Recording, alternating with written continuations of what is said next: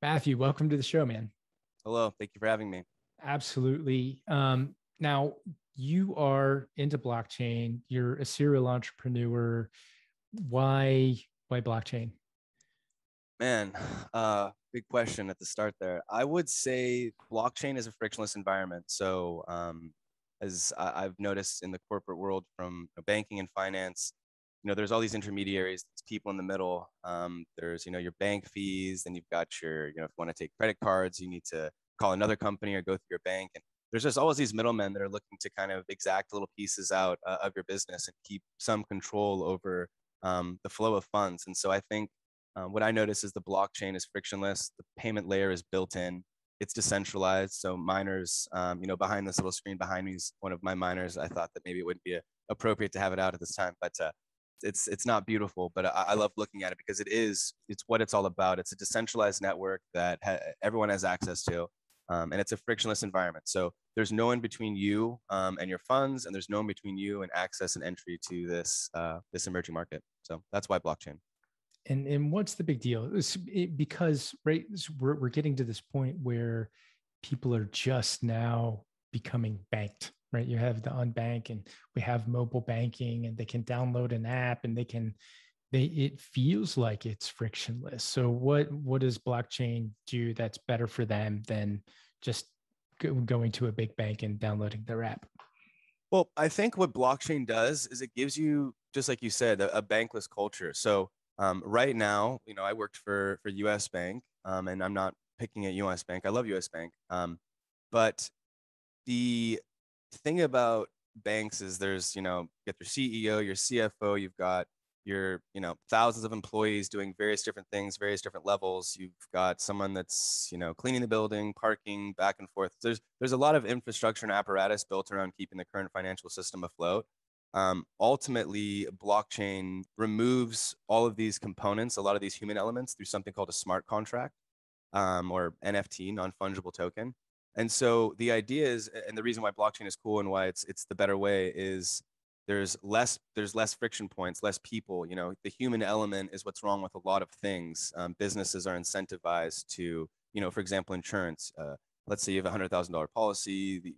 There's that game that is played with incentives where, okay, you're supposed to get 100K, but we've asked a few questions. Maybe, were you looking down when you crashed, or like you're looking up, like up at the road? So there's that element where we start to think, oh, well, I mean, I want my 80K or my 75K, or I'm going to have to kind of go back and forth. And so blockchain is providing an environment where the data is being pulled from the physical world, the legacy world, the real world that we're in right now, using nodes, and these nodes are adding this data to the blockchain, the algorithm, and so outcomes can be exacted based off of algorithms and science, and we can remove the human element. So in between, you and you going to the airport, I know you said you have a trip coming up or whatnot.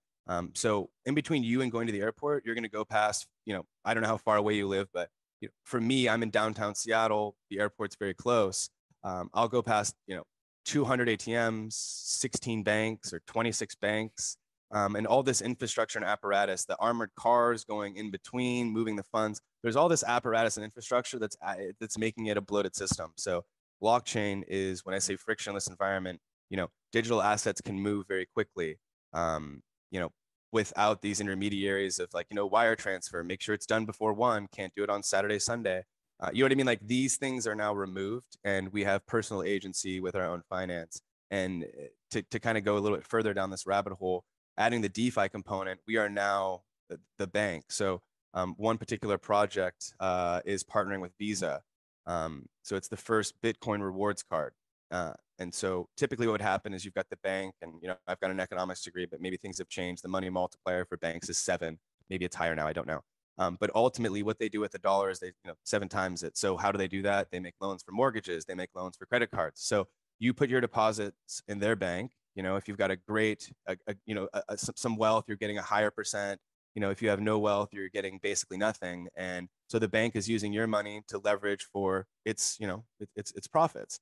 So without all that apparatus, I can now be the bank. I can stake my money into an ecosystem where now Visa's partnered with this ecosystem. It's BlockFi. And I can provide liquidity to these credit cards that are paying rewards in Bitcoin. And now I'm the bank. And if I'm the bank, the percents that I'm getting are astronomical. Some of the customers we're working with, we're kind of a mixed bag as we're getting our branding and everything, structured onto one or two or three core concepts. But the return people can get by providing liquidity on the blockchain is astonishing. And I'm talking in the thousands of percents. These are bold things to say, and of course it's all verifiable, but there are certain places where you can get 3% back per day. It takes people years and years and years to get anything close to 3% back on your actual investment daily. I mean, it's the numbers are insane and staggering, and so that's why blockchain and DeFi are important. It's switching that power dynamic. It's letting us be the bank, have personal agency over our funds. Therefore, we reap the rewards of this speculation on credit cards and these various products that are coming out of the Ethereum network. Now, it's the reason that the returns are higher on the blockchain is that because of the removal of friction. Correct. So there's still value. It doesn't turn into usury. You're not going to a loan shark and getting whacked with these huge percentages, but it's because of reducing all the garbage that's been holding up the system. You can have an extremely fair return without causing damage to the system. Absolutely. That's beautiful. Now, is DeFi blockchain is beautiful. Blockchain is beautiful. Is beautiful. Certainly. Turn that into a t-shirt. What exactly is the DeFi component? I mean, it's decentralized finance is what it is. That's what it stands for. It's everything you see in the financial markets switching to the user being the bank. So that's the thing. I just had an amazing meeting with Kenny Hotz. He's a vice reporter. He's Kenny Verspenny. He's came up with Kenny from South Park, and also has like one of the largest global eclectic fans that are highly mobilized and just love his brand.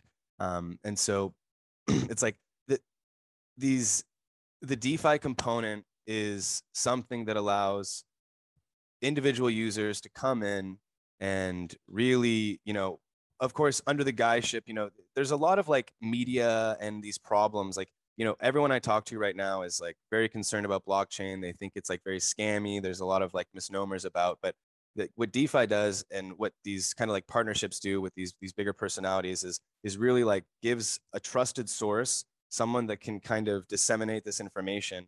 And so what DeFi does is allow these individuals that want to invest or want to, provide liquidity or want to do all these things to further, their interests to make money and grow wealth. And over time, there's nothing that stops them. So like right now, people with only $5,000 or $10,000, you're not going to go to Merrill Lynch. You're not going to go to the bank. You're not going to like go here and get these, you don't feel like you don't feel like I'm not worth it. And so what DeFi does is it allows the average man or woman to, take that small little bit and have that small little bit grow and exponentially. Therefore, it's for everyone. It's like, you understand I'm trying to explain here. It's kind of like it's like a mindset shift. DeFi is the new financial model, and the banks are out of the way. And as long as we have the right individuals that are the thought leaders in the space that are kind of talking about DeFi, showing people what's possible in the DeFi ecosystem, DeFi is the channel of how people will create wealth. There'll be more millionaires over the next 10, 20 years, simply because of small investments you make today in this emerging market that's growing are just going to pay off exponentially as more people come in.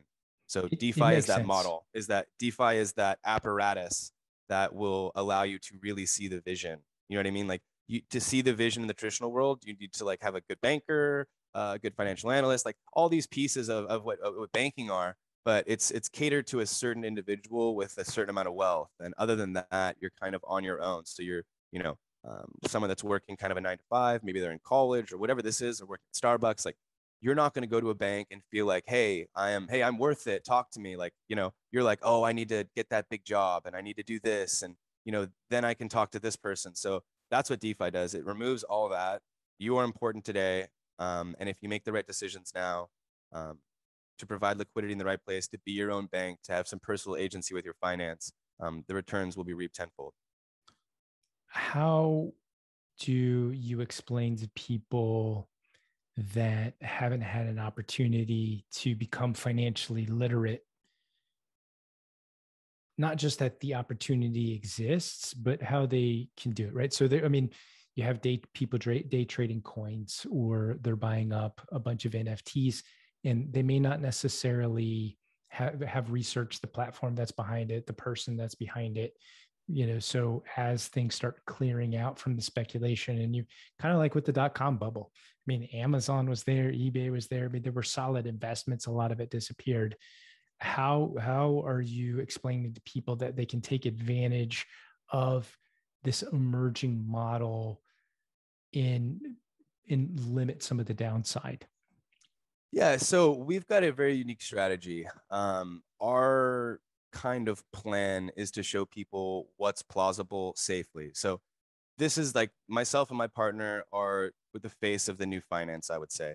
Now, if people are used to getting, let's say, 5% or 6% or 7% with some money when they're investing in real estate or other things, they come into blockchain, and most of the time they're just speculating, and that's what it is. They're like guessing, gambling. Oh, you'll hear this 1,000 times. Oh, well, I bought it at, I put $10,000 in, it went up to 80,000, and then it went back down to 7 and I sold. So like this is the overall kind of hype in the space. Everyone's talking about their returns. We've developed a little bit more of a unique strategy that we're rolling out to individuals of all different wealth levels. The way to go about this and to do it responsibly is to, either jump in all the way or not at all. And what I mean by this is to limit some of the downside. Here's one strategy. Let's just say you've got 10 Ethereum. You put 10 Ethereum in something called Aave, and you can take a loan out off of your Ethereum. So let's just say you took a 50% loan. Now you've got the operating capital of 10 Ethereum inside of this protocol, 5 Ethereum on the outside. This Ethereum can be transacted into stable tokens. So whether the market goes up and down, I can put all my Ethereum into Aave. I can take a loan from Aave. I can invest into stable tokens. And so if the market goes up and down, that's what they do. Stocks, coins, that's their whole purpose. You scroll back and you see the trend lines going up, right? So the idea is to kind of give people this peace of mind, is to say, okay, let's not worry about getting that 100x. Let's not worry about getting that 20x. Let's take 10% of our portfolio and do that. And we love to do that. Everyone loves that. But let's put together a nice, stable strategy where the appreciation of Ethereum over time is paying your loan for you. You're never selling your Ethereum, you're leveraging it. You're never paying taxes because you're taking a loan and paying it back. And so therefore, if the market were to go in a different direction, down, you've got a stable token portfolio that you're collecting. And, I can get you 20% APY in a blink of an eye. I could say to you, hey, I'll get you 15% APY on your 100 grand you give me, or your $1 million you give me. I could do a handshake and guarantee it. I can take the 5% off the top as my fee, plus charging you the 2 plus 20. And that's an easy thing to do with a stable token strategy, because when the market goes the other direction, your stable tokens are still here.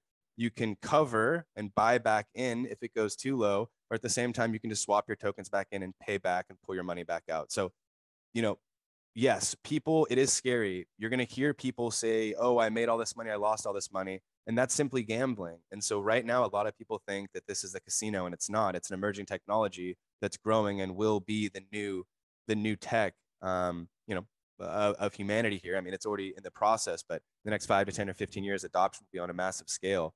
And so really what it is we just have to show people the very, very simple, basic components, the very, very non-risky investments, and then we create a thought leader. So we've got 1 or 2 people in this state, 1 or 2 people in that state, and we're just kind of like building up this content. We're building up this pedigree, if you will, of people that are getting great returns. They're feeling safe. It's long term, and so that's what we're doing. We're showing people one at a time. They're showing their friends. They're bringing them us into the circle. We're trying to create more thought leaders, which is why I mentioned Stevie Williams, Kenny Hotz, and we're just trying to change the narrative. I would say that the banking lobby and all, no one wants, when you're at the top of your game, when you've gone through college and you haven't, and you've worked through the system, you've done all these things. Like when you're at the top, that's not exactly a great time for a paradigm shift, right? You're like, I just worked like all this time, I leveraged, and now I'm here. So let's let the next generation deal with it. And so I realized that it's going to be very difficult to displace that big infrastructure, too big to fail, et cetera, et cetera. So, what we're doing is we're finding the people that are really, really excited about it, very forward thinking.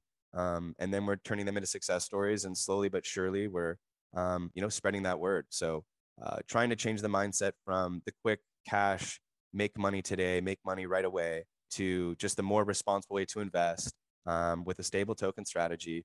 Therefore, returning your odds, protecting your investment, and if things go sideways, you're covered.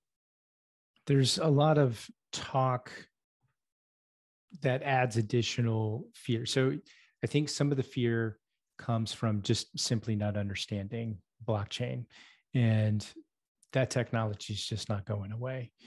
The content, as you mentioned, I like the way that you put it, that we're building on top, that is, you need to know who you're dealing with. So in the dot-com bubble, some of that disappears, some of it stays, and it's really handsomely rewarded. It feels like, at least, that because we're dealing with a monetary system, it opens up access for more people, which I would say you agree with based on what you're saying.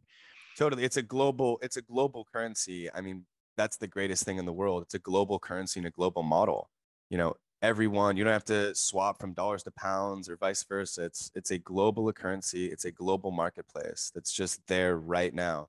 And all you have to do is reach out and grab it. What about governments that are Bitcoin, Ethereum averse? I think that's all a lie. I mean, just recently there was this, what was it? Some pipeline or something was taken over. They made sure they wanted to be paid back, and they wanted to be paid in Bitcoin.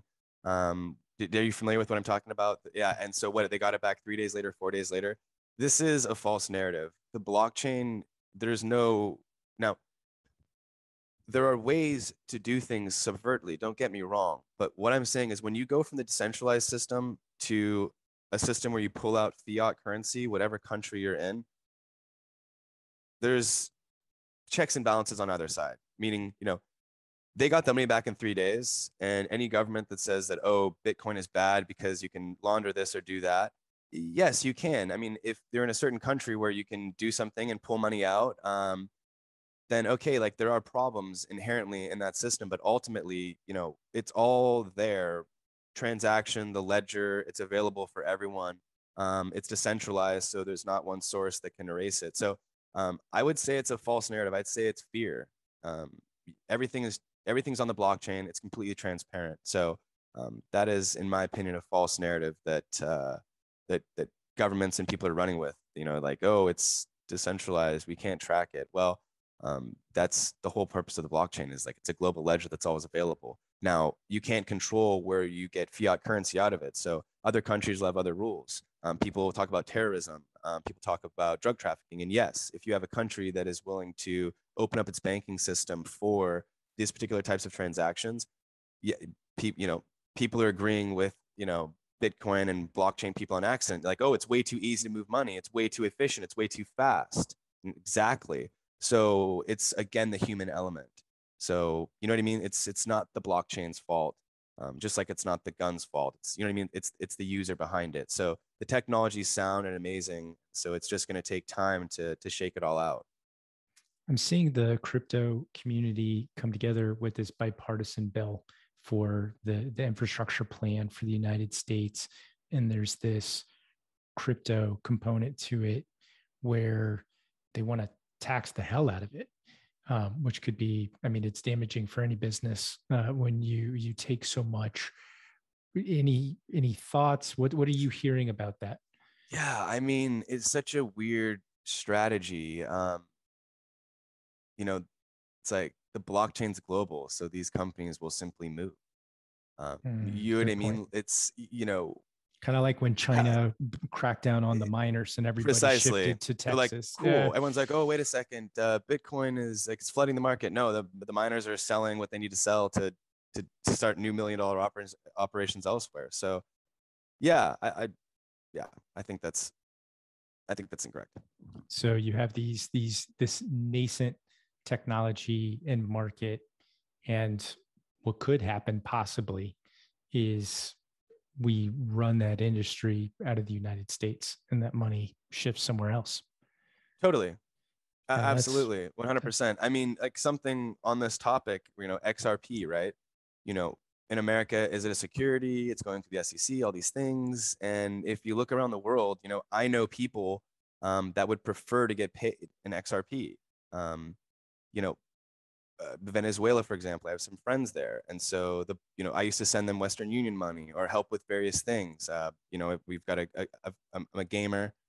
So I've, cultivated some great relationships and heard about personal struggles around the world, specifically, the guys that I mostly connect to are in Venezuela. And so, yeah, the blockchain can do just such amazing things for everybody. I think I mentioned to you the Axie Infinity thing, right? Where, and stop me if I'm on a tangent here, but, people going back to this XRP thing, it's like in America, it is a security. We're speculating on it, right? Like we have the dollar, it's strong, but in these other countries, they want to be paid in XRP. It's more secure. So America can try and regulate and they can try and put their stamp of approval or disapproval, but companies can simply move because the blockchain is everywhere. So it's a unique strategy, I think, to I don't know if it's based out of fear. I'm sure the government has an overall play. I know they're talking about making their own digital dollar. So yeah, I think it's just all positioning. Is starting to see games on the blockchain that they're doing advertising for play the game, earn tokens that earn real life money. Is that a marketing ploy? Is there legitimacy to that? Total legitimacy. Going back to the Venezuelan example, my buddies would play RuneScape and they would mine 1 million RuneScape gold, and that was worth, I should have probably figured out what that's worth before I tell you this story, but I usually say worth $1 or $2, $3, whatever it is. But the explanation to me is $3 to $5 a month is what they're making, typically 3. I wouldn't want a viewer to, I don't want to devalue what the currency, or excuse me, the income is in Venezuela, but that's what's being explained to me. So you can either get it in their fiat currency, or you can, which is up and down elections. I don't know if you keep up with Venezuelan politics. I'm friends with these guys, so I kind of hear the ins and outs. But what I'm getting at is, so this was the way they did it before. They would farm gold, they would sell it for the dollar, on eBay or whatever these various sites are using to sell this RuneScape gold. Now there's something called Axie Infinity. And so Axie Infinity is kind of blown up. It's a blockchain game. It's win to play or win to pay. So if you win these battles, you get paid in SLP, which is small low potion rebranded as smooth low potion. And so, I told you that I'd send you an incredible spreadsheet that shows that, from a $10,000 investment, you can get, $20,000 investment, you can get 5 people going. You can afford to pay them $100 per month salary, which is already way more than they expected. If they play the game for 8 hours a day over the course of the year, they'll make about $2,300. That's assuming that SLP, Smooth Low Potion, stays at a static price. Now, of course, this fluctuates, just like any coin will. But as you see, the overall trend is up. This is life changing. So now I'm creating managers of managers. So it's cost effective to have all these guys, simply only guys and girls, only play Axie Infinity. We'll rent out a cyber cafe for the tune of, $400 a month. And then you can hold tryouts. You can hold, people are building businesses on top of this Ethereum based game. And the money that they're making through the blockchain is unfathomable to what their expectations were before they were introduced to this technology. So this truly is life changing. The assets you're playing with are NFTs. So they're also appreciating in value. And you can breed these NFTs, and there's certain probabilities of rare traits, less rare traits, etc. So you're playing with an appreciating currency. The game has appreciating assets built into it, and it's paying an appreciating currency back out, which you can then create a business off, an income for individuals that are time rich but capital poor. So the largest gaming segment now, and again, I should probably have Googled a couple of these things, but I think that the overall message of what I'm saying is accurate just based off the pulse of society. But my mom, my aunts, like the new gamer are older people now. Candy Crush, all these things. And so what are you doing inside of these games? What are you doing on Reddit? What are you doing in these places like Facebook? You're like liking it, you're new friends, you're playing Candy Crush, you're getting some rewards, you're playing whatever slot machine game for Vegas, and you're getting rewards to be traded in. So, this is a cool apparatus, but why aren't we? The blockchain is better. It's an appreciating asset. And so the trend is going to these blockchain games because they're physically paying you back money. So yeah, there's definitely validity to this being an emerging industry, 100%. It sounds like you're describing a capitalist redistribution of wealth, but instead of taking 100% pie and taking from the people that have say 90 and reducing that to 75 to give to the 10%, that you're making the pie bigger through appreciating assets, appreciating currency, and that makes the pie bigger, which then allows people that do have the time to where we're not monetizing. We keep talking about data being the oil, and we want to own our own data, and we should be able to get paid off that data. And it doesn't look like we're anywhere close to this. Actually, but we can be done. Okay, so let's go back to that. But it looks like at least now we can spend time acquiring, appreciating assets that will pay us or those people more fairly, while truly, giving capitalists an opportunity to use that money to then create even more wealth. totally. Off of the $2,000, let's just pretend you did the minimum buying of Axie Infinity at $300 a piece. Now, there's a new beta that just came out, and I don't want to shift to us talking about one thing in specific, but you can get that $900 back in 30 days. You know what I mean? Like, they can pay you back in 30 days. Now, arguably with the new update, depending on who watches this, it might be 2 months now. I don't know how it's going to shake out. But what I'm saying is the ROI is ridiculous. The cause is good. And you're speculating with, even if you don't have a ton of money, you can, $900. And I should be careful I say this. Not everyone can make $900 and save that. But, with just that ability, you can start to generate wealth in the long term. Are you going to become a millionaire overnight? No. But if if people put money into these Ethereum-based games now, their kids will definitely be reaping the rewards. Now, if you put a lot of money in, you're making money now. But you understand I'm getting at it. It's a new way. It's a new financial instrument that is available to everyone. So yeah, it's a big opportunity. Well, I mean, you lose money if you have a savings account. You lose money Totally. if you have mattress money. Totally. There's so many investment instruments where you have to have already a certain net worth that most people will never see in their entire lives to be able to benefit. And this is, from what you're describing, an opportunity for ma and pa to be able to put some money in, or younger people that have the time to be able to capitalize on it. Absolutely. Like 110%. That's what it is. So let's flip back around. When I mentioned the owning our data thing, you got a little excited. So I'd love to hear about that. Yeah. Hyperspace Transaction Protocol. One of my main men, Dan Mapes, is the founder, invented the spatial web. And so the goal there would be that every cube inch of Earth has its own Ethereum wallet address. I won't go too far down this rabbit hole. I would rather him speak to it, and I'd be happy to make that introduction. But the idea would be is you're driving around, and as you know, DeFi is anonymous, right? Decentralized finance, it's under an address. You're not doxxed. You're not connecting your social, right?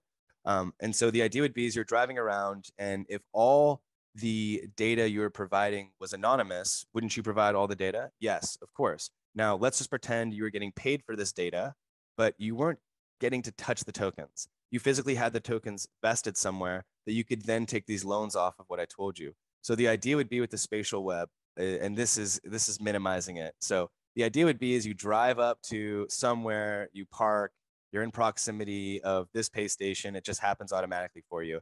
The data that you're collecting is like, paying for parking, these types of things. And so the spatial web is out now. His company's IPOing in September. And this is just one step towards what you just said. One step closer towards this idea of controlling your data, having it decentralized, share everything because it's anonymous, and then creating this, this society that is, running around doing all the various activities we're doing, monetizing our own data, and therefore being rewarded, with an appreciating asset. So it's the same concept, but a big vision, but the IEEE standard has picked it up, and it's in the process of happening now. So That's huge. Yeah, I'll take you up on that intro. That sounds like a really cool conversation. it's a very cool conversation.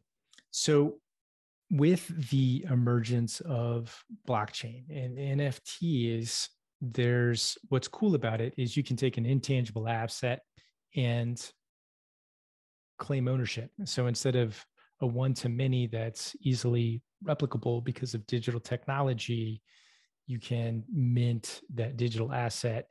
And sure, anybody in the world can have a copy of it, but you can prove either authorship, creatorship, or ownership.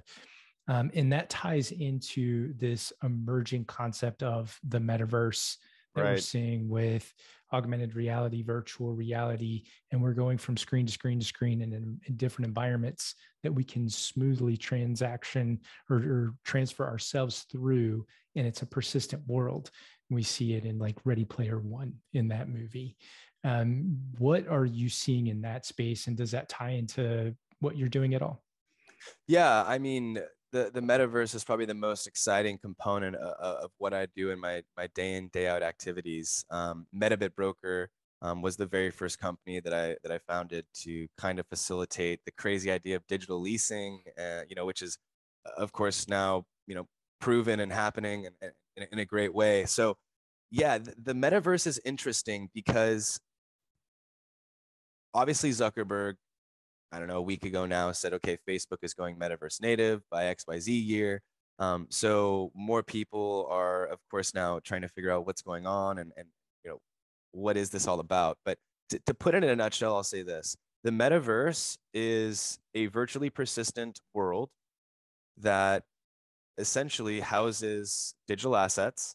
The parcels itself, the property itself is an NFT, right? And so this NFT, this crypto voxels, for example, is one of my favorite metaverses. This NFT is a Web3 front end. It is a website that you are physically standing in.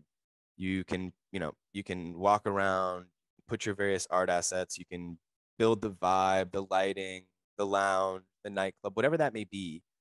And this is your front end to your website, your Web3 website. The back end is, for example, OpenSea, and the payment layer is MetaMask. So it's a very, very unique thing because a lot of people now are looking to produce digital assets. So part of what we do is we work with brands, bespoke brands, to like produce amazing front ends, in the tens of thousands, but creating a new branding image, bring in their new customer base. The metaverse is a very easy way that I'm helping people monetize because we've got hundreds of parcels in there that would cost millions of dollars today to grab. But since it's exploratory, the leases that I'm giving people are very cheap in retrospect to the money that they're making out of the parcel. So you can do an NFT drop. You can be a metaverse native company. You don't need to have the tens of thousands of dollars to go build the front end, build the smart contract, do all these things. So this is how the blockchain, again, is providing another layer. I was buying parcels for a couple $100s, no more than a year ago, and now they're 20,000, 40,000, 60,000. So again, it's very difficult, and there is that barrier to entry. But what excites me about the metaverse is that with the partnerships that I have, we have the ability to give tons of people access to this new market. Their website is their storefront, and the payment layer is built in. So it's a very, very exciting thing. There's a lot of things I'm doing DeFi wise and trying to marry, NFTs and DeFi and skill-based gaming, and all these various components are kind of like my long distance, bigger play. But what I do today and what I love today is I'm building out a metaverse district, one of a few that I'll build out. And, I have a conversation with someone, and they're like, okay, this is just crazy enough. I'd like to hear it. We talk, I show them. And if we ever did this again, perhaps I could do a tour for your viewership. But Yeah. What I'm getting at is, yeah, when they get in there and they see that thing, the way I quote this is, it is the new medium for high overhead, low traffic business. COVID was a perfect example. Art galleries, everything's shut down. They've got high overhead, low traffic. It's of course you need this, this ambiance of a great museum and all these things, but realistically, it's a bad model, right? It's publicly funded, and there's not a lot of revenue that comes in and out. So the metaverse provides a new business layer, a new business medium for the high overhead, low traffic business. Now I'm working with brands that are like, oh, well, right now, particular customers are coming to us and they're asking us these questions. They're talking about how do we reach this person, that person, this person. I'm saying, look, the metaverse, the blockchain people are an entirely new market.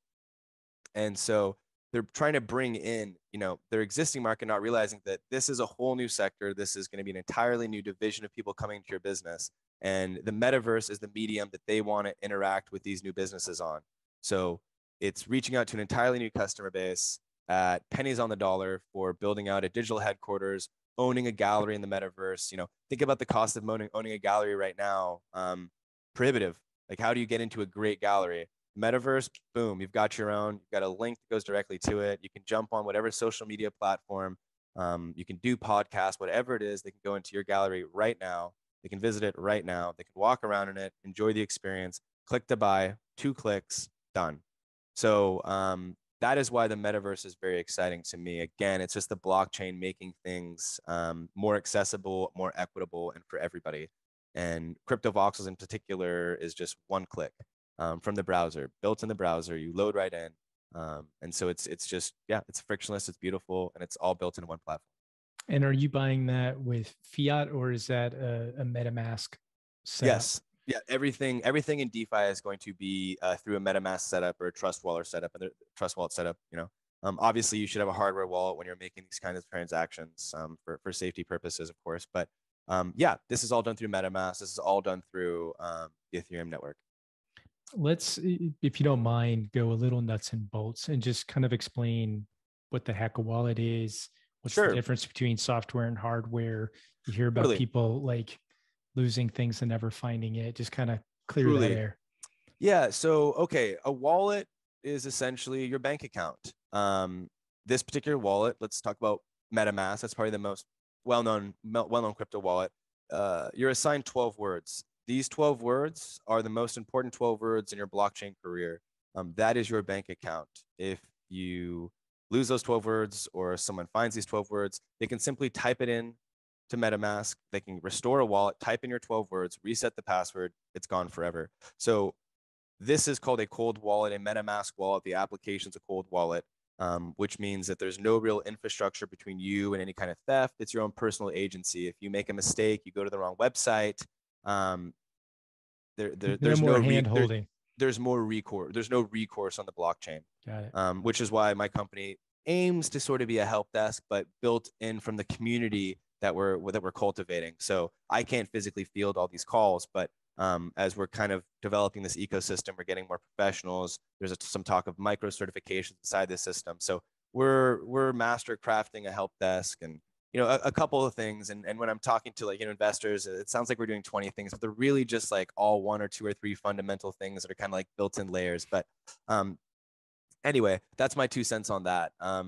When it comes to hardware wallet, that's a physical piece of hardware that I guess the best way to describe it would be there's 2 buttons. One button is going to connect power, and this could be that this might be talking. It might not be power. It could be something else. But there's power and there's internet. And when you go to make a transaction, you complete the circuit by pushing a button, putting it up to your phone, whatever type of hardware wallet you have has different mechanisms. But to bring this wallet online and to trade with this wallet, you have to physically do something with your hardware wallet. Therefore, if people do capture a password or various things, they can't physically take your currency because they don't have your hardware wallet in your pocket or in their hand to connect it to the internet. So that would be the difference. A cold wallet is a MetaMask wallet that if someone were to get your keys, you're in trouble. A hardware wallet can be a MetaMask wallet, but it's just, most wallets can connect to it. And it's a physical piece of hardware that you have to interact with to make transactions, therefore keeping your bags or your wallet safe. So that's going to be cold wallet, hard wallet. So, I mean, real estate agents would have a sense of what this is because they'll use that to access homes. They'll have a pass key. Somebody that's maybe used a Google Titan key would understand. Will it always be a separate device, or do you see our phones becoming that device? And the reason I'm asking is because Google recently, they said they're dumping the Titan key and they're going pure NFC on the Android device. Interesting. Yeah, I think you'd have a problem with that with the current setup, simply because the idea is that it's always offline and you only bring it online to transact. But there's some great minds out there that I'm sure have figured this out. So it could be Right. a hardware wallet that's a component, it could be a hardware wallet built in. And so like maybe there's like two buttons to push. I don't know. Again, I'm not so sure I love the idea of my hardware wallet being on my phone. The idea of keeping the key between, it's really funny, someone opens up their MetaMask and they screenshot the words. I'm like, don't screenshot the words. Like it goes to the cloud or, whatever. As they start to like, they make a couple trades or do this or buy an NFT and they see the value go up, then like, oh, do I need to make a new, so it's kind of one of these things that you don't really care until you care. And then when you care, it's like, oh, I should have done this thing right from the start. But to kind of refocus this, yeah, I don't know if I love the idea of having my hardware wallet as part of my phone. Therefore, any individual knows that I have the ability to make large or small transactions right now for sure. I think the element of like your hardware wallet being in a safety deposit box, if you're, you're holding like your long-term wealth hold. I mean, I like the idea of keeping things separate. That way people don't think that that's the guy. He's got all the tools he needs right now. Let's go grab him. You know what I mean? It's kind of like that Sure. additional layer, I think. But again, that's just one person's thoughts. Actually, now that I'm thinking about it, we lose our phones. We drop our phones. Probably don't want to break your wealth. Yeah, the thing is you still have to have the password. So like even if you leave your That's a good hardware point. wallet Yeah. on the plane, you're like, meh, okay. You just get another one. You put in these 12 words, and then you've got your hardware wallet again. So your currency is always held in a decentralized way on the blockchain. So Good point. the miner behind me, you know, is doing transactions as we speak, taking little bits of data, little bits of metadata, putting it everywhere. So once you put those 12 words back in on the new hardware wallet you purchase, boom, you're right back where you started. So yeah, so it's a very, very safe system. So continuing to break down the mystery. So somebody goes, they download MetaMask on their phone, they put it in their browser, whatever. I know there's at least two, right? You can put your check card in, maybe a credit card, and you can connect your bank account. Is one option better than the other? Does it matter? I don't know. I think different countries, different states all have different jurisdictions. I would say, you've got like your Gemini, the Winklevoss twins. You've got your, Coinbase, Brian Armstrong. So, yeah, I would say my co-founder would love me to talk about Gemini. I started through Coinbase. But I think they're all really the same. Any platform that's So here's something that I will say that's probably important to say if we're on this topic. Own your keys, own your coins. So what that means is if you have a DeFi wallet like a MetaMask wallet, you own your coins because you own those 12 words. Coinbase is an exchange. I don't have 12 words. Right. So the reason you can go into Coinbase and for the first 30 days of a transaction, and maybe this has changed, the first 30 days, maybe it's 20 days or 40 days now. I don't know. I haven't done it a little bit. And things are always changing, but you can swap between currencies very simply for free. Why? Because they're giving you a promise of when you want this cash out, you have this asset, but they just have a pool of assets. You're not actually buying and trading, right? Just to keep costs down. So, own your keys, own your coins means that, in America, we have a very, very regulated, I would say, safe system. There's like not very many hacks and like, governmental takeovers or like, it's just relatively static. Other places are more dynamic. So let's just say you're in a country that's slightly more dynamic. An exchange might not be as regulated. There could be problems. So exchanges are an important component of getting your cryptocurrency to a fiat currency to your bank account. But for the most part, the impetus is to keep everything off the exchange. That way, own your keys, own your coins, or in your wallet. In America, again, static. Everything's relatively a-okay. And so most people don't really pay too close attention. But I would say if you're in a more dynamic part of the world, yeah, exchanges get hacked, problems happen. So pull all your tokens, put them on your hardware wallet, own your keys, own your coins. You are your bank. It's all in one place. There's, no medium of exchange, no promises for your tokens. They're in your wallet at all times. That's the responsible thing to say for a global market, currency wise. In America, some people are lazy and they probably won't get punished. Coinbase is relatively safe. Nice. So would you, so say somebody is a server at a chain, so not necessarily making even the best tips, but they want to take advantage of this opportunity. Would you recommend they go to Coinbase? Do they come to somebody like you? How do they get started in a safe way? I mean, definitely they want to educate, right? They want to watch the videos and read the blogs and go to the Discord channels. They want to come to me. A lot of them won't, sadly, but they do want to come to me. I mean, crypto always goes up around the end of the year, like Thanksgiving, Christmas, because like everyone's sitting there talking, everyone's got their 30x story. And so a lot of people, they just jump on in and they just think that it's always going up, and that's just not the case. They go up, they go down. That's what they do. I always say scroll farther out till you kind of see the trend line. But yeah, I would hope they'd come to me. I want them to not be burned. The first time Bitcoin went up and came down, a lot of retail investors jumped in. And as it started to go down, people call it lettuce hands or weak hands, whatever you want to call it, very few diamond hands. And so it just plummeted. This time it's more institution-based. Institutions obviously have a 100, 200-year timeline for their investments. They're hedging for inflation. Corporations are alive, so they'll outlive all of us. So yeah, there's these different strategies, different techniques. I would say, what we're trying to build is an ecosystem where you can speak to people just like me.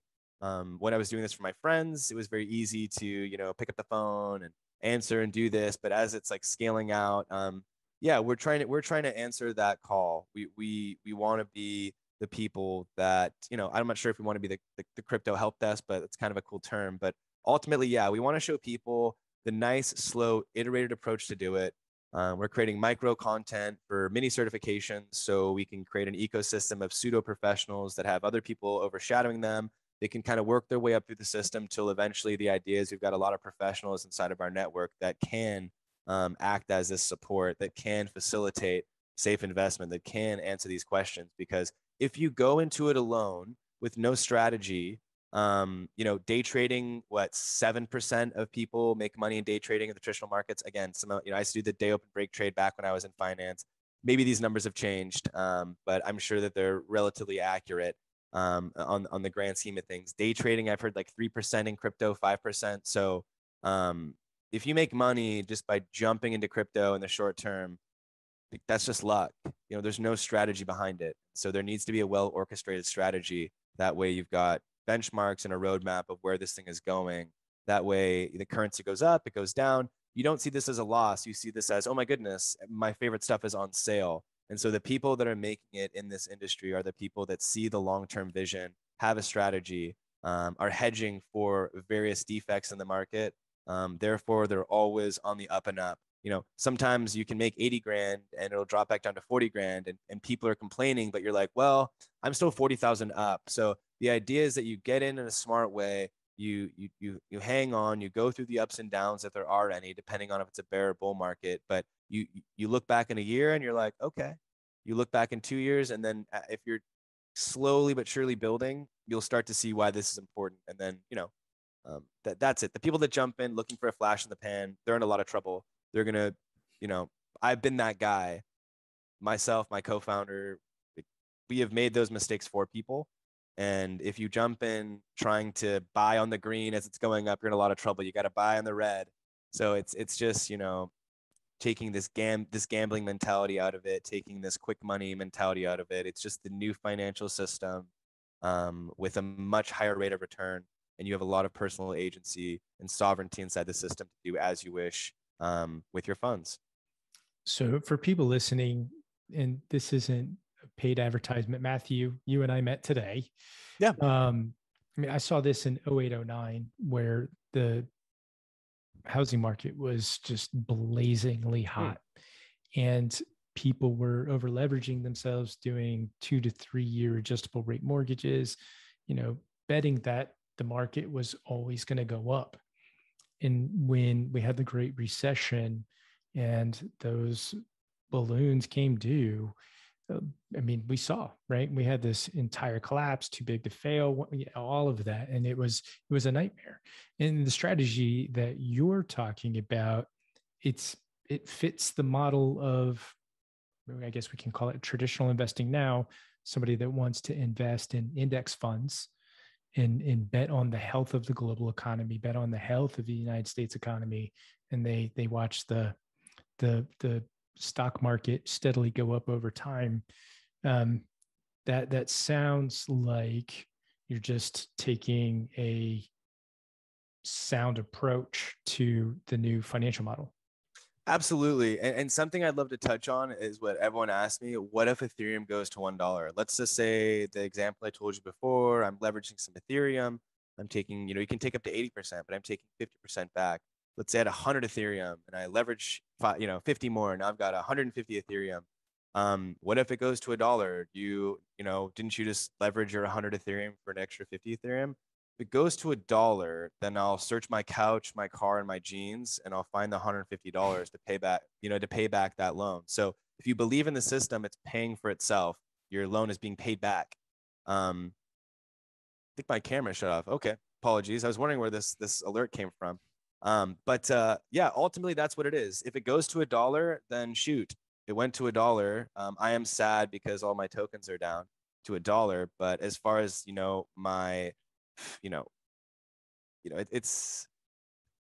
if it's $1, I can pay it back with $150. If I'm wrong, okay. If I'm right, well then awesome. My loan is paying itself back over time. I'm never paying taxes because I'm taking a loan and paying it back. I'm staking my stable tokens at 20%. I'm going to say some bold things here. And if you want to circle back, I'll get my co-founder to jump on one of these days and do a screen share. But people are getting 11,000%. We've got 51,000% before. We were flying to Vegas from Seattle, and the only thing we could get on the airline was I think beefy finance. And this was during when like ICE was at $1, which went all the way to $62. I think we made $2,300 on that flight. And so simply by just having our pulse on the scene, providing liquidity in the right places, what I'm telling you right now is sort of degen DeFi, which would mean 10 or 15% of our holdings we do. We use our knowledge base. So I'm not sure how much time we have here, so I'm not going to go too far down the rabbit hole. But a way that you can do these types of things is you can take the Ethereum, you can leverage it off of Aave, take a loan off the Ethereum. Now imagine that you find your new protocol, and imagine if you're inside the space like we are, knowing developers, knowing different groups, kind of get an idea of what's good, who's moving where, who's focused on what. And so the idea is you can take this money, you can provide liquidity to two different places. Let's just say we'll call it token A and token B, right? Let's call it Ethereum and token A. So, I provide 100 Ethereum for token A and Ethereum, okay? 50 Ethereum on this side, 50 token A on this side. If people got this token at $1 and they want to double their money at $2, and I still think that this has room to grow, I'll exchange my Ethereum for their token A. So therefore, the guy that bought it at $2, he wants to sell it at $4. I'll provide my Ethereum for them to pull it out. So we're experts in finding what that next token is that's coming out. This is part of our 10 to 15% of our degen stuff. And so the idea is like the last time we did this on ICE, people were just trading ICE out a penny, 2 pennies, et cetera, et cetera, et cetera, taking our ETH, taking our ETH, but it went from $1 to $62. And then at that point, that's when we transferred it back and pulled our ETH back out. So there's really, really crazy things you can do in DeFi as far as being the bank and providing liquidity that if you're smart about it and you do your research, do your own research and, have a set strategy. These are things that every single person can do. They can wrap their head around it. Granted, are they going to do it? Probably not, which is why the financial system exists right now. But there is a millionaire every night waking up at midnight thinking to himself, oh shit, like inflation is certainly a thing. And they want to transfer a lot of their wealth, if not all of their wealth, to crypto. simply because of the scary thought of wealth deteriorating over time.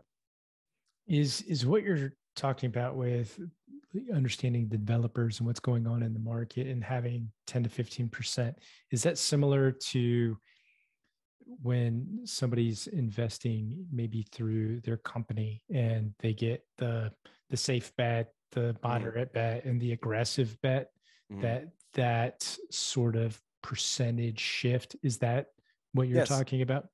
Yes, by that 15 or 10%. Yeah, that's the fun degen stuff.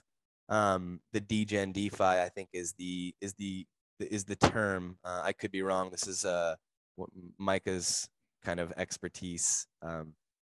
But yeah, no, that's exactly it. Yeah, when I'm talking about that percent, I'm talking about the more risky investment. And so the risky investment in the blockchain world pays thousands of percent. So what is, and we'll go here, but is there any friction? Well, I mean, we talked about possibly government getting in the way. There's lack of education. This thing seems that it's just steamrolling ahead. Are there any other friction points that are getting in the way of more immediate maturity with blockchain and crypto? Yeah, I would just say like kind of the fear mongering component. I'm not against traditional media. I'm not really against anything. I'm Canadian. I'm just a happy dude to be chilling, man. And live in Seattle. Life is good. Yeah, I think it's just the apparatus. I think the problem with the incumbent, they're strong, they're powerful. The status quo is great for them, as well as probably you and me. But it's not for everybody.